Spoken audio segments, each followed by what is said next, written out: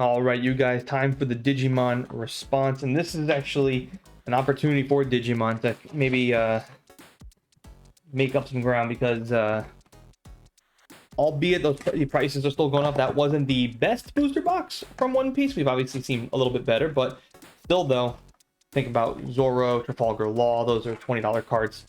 The Shanks we just pulled. So here we go with Imperial Dramon in Dragon mode, looking really good there. I like that. I like that they put secret rares as box toppers here, even though the secret rares aren't the most expensive. So still searching for the most expensive card in this set, by the way. Normally by now we would have pulled it, but like I said, there is an opportunity here for Digimon. I don't know. I feel like, right off the bat, starting off with Break Dramon, rare alternative art. I don't know. I feel like the window is just closing here on Digimon in this booster box showdown. And I think that's partially just because of just the prices for One Piece have just gone up to the point where, you know, the more booster boxes we keep opening and the more these videos keep dropping, gotta remember something, time of recording is very crucial. So at the time of this recording, prices, you know, for One Piece go up, but prices for Digimon are always going to go down because we are so far into the, you know, the rabbit hole of sets that they're not going to go up. They're not on their first set. They're way past that. So the ship has sailed for that one. When it comes to card games, typically what you see is that the highest of the prices are usually within the first week. After that first week, prices usually start to come down pretty quickly. And then you eventually see the market just kind of dictate. So here we go. That's a good card to pull there. I'm still somewhat rooting for Digimon here because obviously I still want to be able to break even on everything or make money. I don't want to lose money. Losing money is bad for me. Losing money means I have to do a lot of work to make back the money. What I mean by that is I got to go through everything as quickly as I can and sell everything. That means all this bulk you guys are watching right now. So, of course, if I make my money, it gives me the flexibility to put up all of the expensive cards, obviously, and then it allows me to just sit back and take my time with putting everything else up. If not, time is, you know, of the essence for me, where I got to quickly, you know, organize all of this, and that's just a lot of manpower for both me and my wife, because she helps me out with all this. So because of that, what you end up having is that, you know, instead of me making videos or looking at the market and seeing what I can buy next and what I can do next, I'm sitting, you know, for the next 3-4 days putting up all this and shipping out a bunch of envelopes with, you know, 4 cards of this, 4 cards of that for $1, $1.50 a piece, and hopefully over time I make back my money. But when you break even or make money, it gives you the flexibility to where you don't have to do that right away. So of course I want to see myself make money on everything, but I don't have to do any of that. But it does feel like that window is closing for Digimon here in this booster box showdown. It feels like we're going to be crowning a new champion. So we'll see. It really just depends on how many of these expensive cards from Digimon can we get out of the remainder of this case.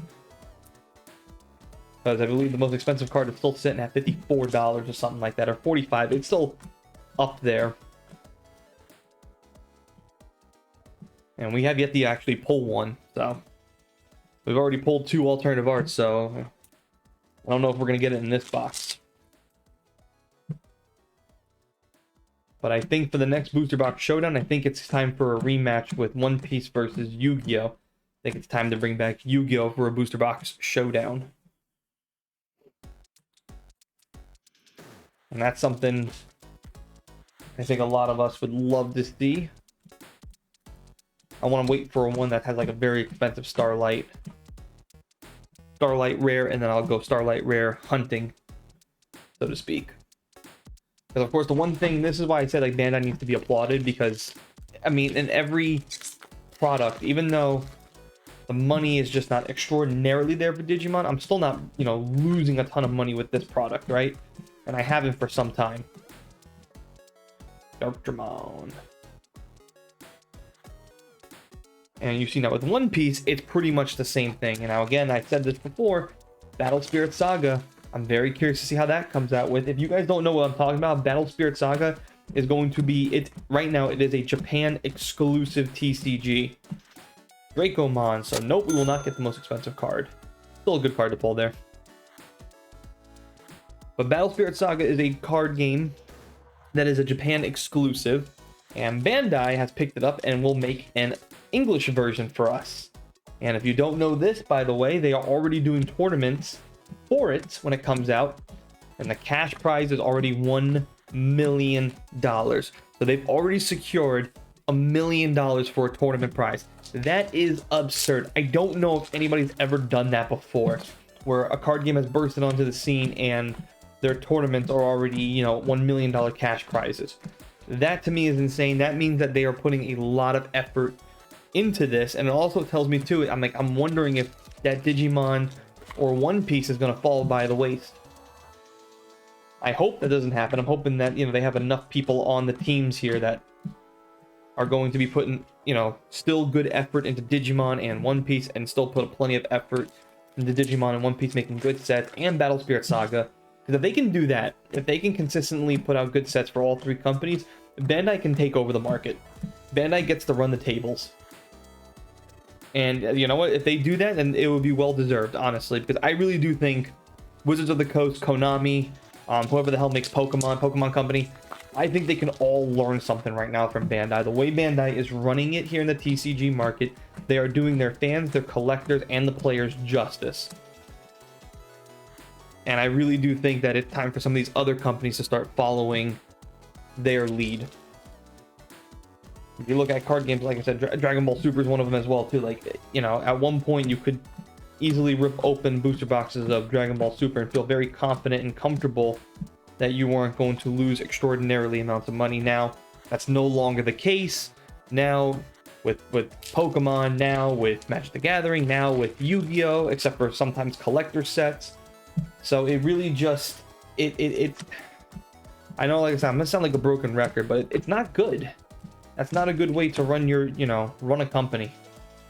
So if Bandai can run the tables, more power to them. If they make a monopoly out of it, more power to them. If they're gonna do this, I don't care what they do, honestly. They can own all the companies for as far as I care. So, again, tip of the cap to Bandai, really. I am very impressed, and I'm very curious to see how once Battle Spirit Saga hits the market. I've already pre-ordered all the decks. I've already pre-ordered my case.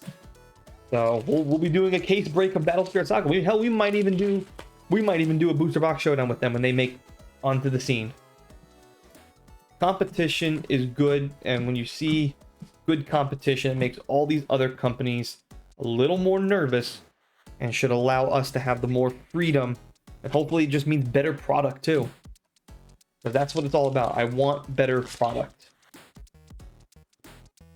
I want Pokemon to be just like it is with Digimon. I'm not saying that I should be making $300 on a $100 booster box, but I should at least be close to breaking even.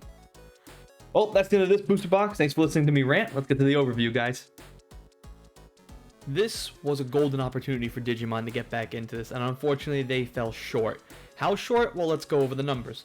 Total value pulled, guys, was $38.49 for a loss of $15.51. That is not going to get it done in this round for the Booster Box Showdown. Once again, One Piece is going to win another round, and I think we are going to be crowning a new champion. I don't think Digimon has enough firepower to get back in. Well, there it is. That is the end of round 5, part 2. Let's go over the numbers real quick to see how everything really broke down. So in case you haven't been watching, again, I always highly recommend, I always leave it in the description box, go watch round 5, part 1. It was the One Piece, and then go ahead and this will all make sense to you. So let's go ahead and dive in the numbers. So for One Piece made $102.54. Again, very mediocre there for total value pulled, but they still end up making us $2.54.